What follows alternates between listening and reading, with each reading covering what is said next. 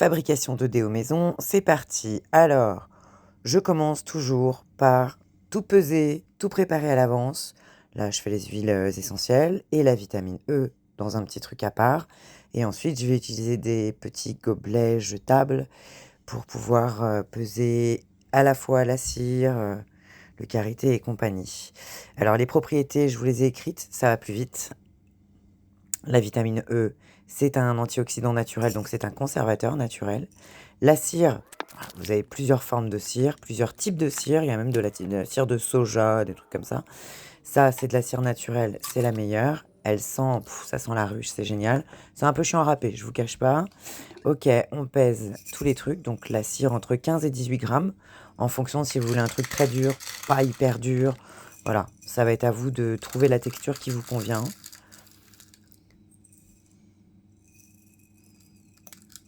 Je vous conseille par contre une balance de précision.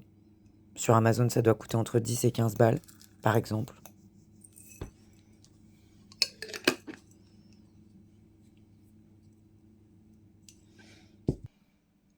Ok, la cire c'est bon.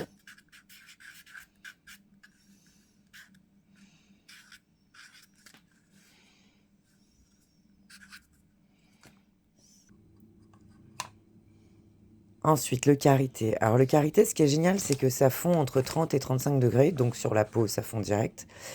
Je préfère un karité qui est brut, non raffiné, mais il en existe sans l'odeur de karité, désodorisé. Bon, évidemment, c'est un peu transformé. Alors, karité, on en met entre 15 et 17 grammes. Le karité, c'est génial pour la peau. Dans cette formule-là, vous allez voir, j'ai mis de l'huile de coco, mais il faut savoir qu'elle est comédogène. C'est-à-dire que pour les peaux qui sont plutôt grasses ou acnéiques ou atopiques, il vaut mieux éviter. Ça a tendance à boucher les pores de la peau. Mais ça fond beaucoup plus vite que le karité. Donc c'est à vous de trouver l'équilibre. Dans l'absolu, là c'était pour vous montrer. C'est pour ça que j'en ai mis. Sinon, en fait, je remplace par du karité. Mais c'est une option. Hop. Là, j'ai mis 31 grammes globalement. Ensuite, on met des poudres, argile blanche et arrowroot, qui vont servir globalement à remplacer le bicarbonate de soude et elles absorbent l'humidité. Oui, je suis un cochon. J'en mets partout, tout le temps.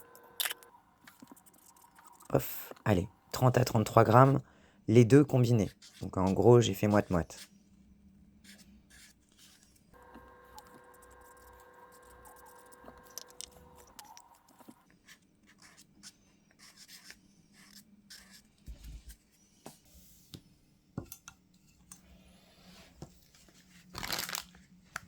Donc en tout, ça me fait 31,5 grammes.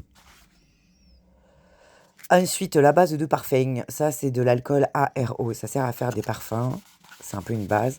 Mais même si j'avais stérilisé le truc, j'en remets un petit coup parce que j'ai des chiens, parce que voilà, l'air, on sait jamais, même si ça a été stérilisé. D'abord, on met la cire et on met à 2. On met à chauffer un peu fort, mais pas trop.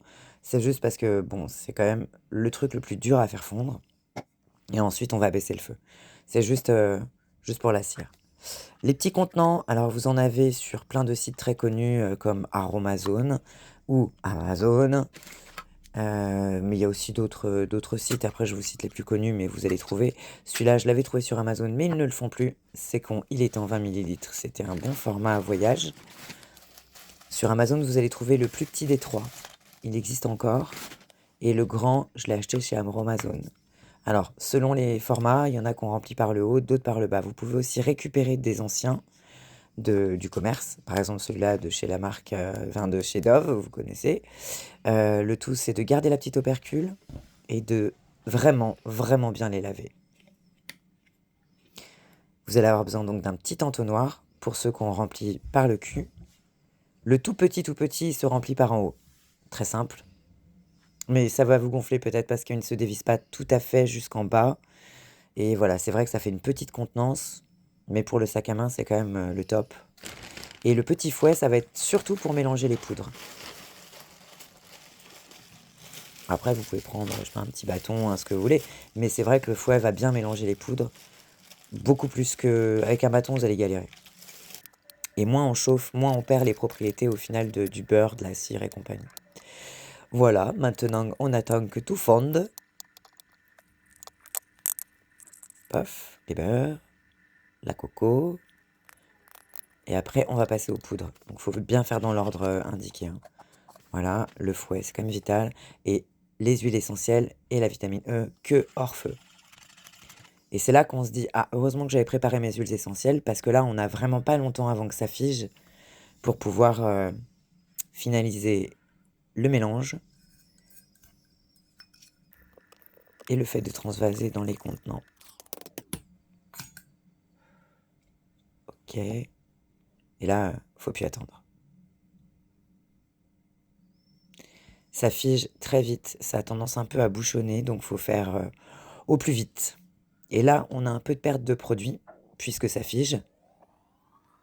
Alors la recette que je vous ai mis ici, c'est pour environ 2 grands contenants de 50 millilitres, les grands de chez Aromazone.